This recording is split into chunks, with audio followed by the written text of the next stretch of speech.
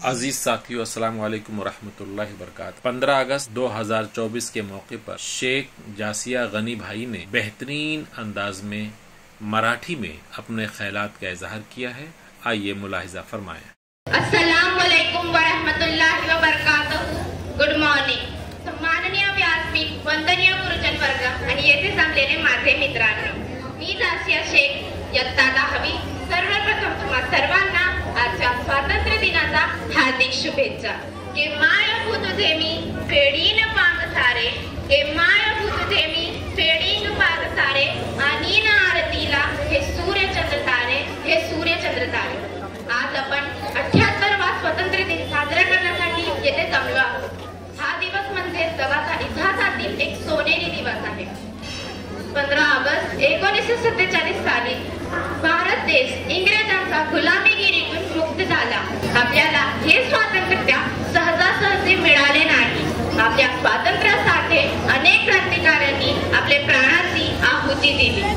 महात्मा गांधी, लोकमान्य टिळक, पंडित जवाहरलाल नेहरू, मौलाना आझाद, नेताजी सुभाषचंद्र बोस, भगत सिंग वीरांना आपले प्राण पणास लावले। त्या शूरवीरांचा त्यागाची व बलिदानाची आठवण करून देणारा हा दिवस। त्या सर्वांना माझे वंदन।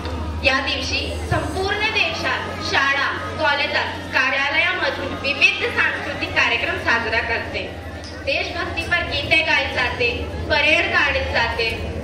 आपल्या देशाचे पंतप्रधान लाल किल्ल्यावरून देशाला उद्देशून भाषण देतात। आपल्या सर्वांसाठी हा दिवस खूप अभिमानाचा व आनंदाचा आहे, म्हणूनच तो आपण खूप उत्साहात साजरा करतो। आपल्याला स्वातंत्र्य मिळाले, पण मित्रहो, आपण खरोखरच स्वतंत्र झालो असं वाटतं का?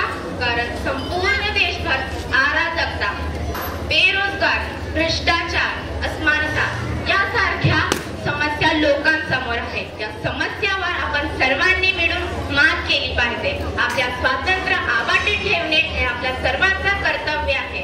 चला तर मग सर्वांनी मिळून आपल्या देशाला एक आदर्श देश बनवण्यासाठी प्रयत्न करूया। शहीदों के मजारों पर लगेंगे हजारों मेले, वतन पर मिटने वालों का यही निशा होगा, वतन पर मिटने वालों का यही निशा होगा। ये बोलून मी माझे भाषण संपवते। जय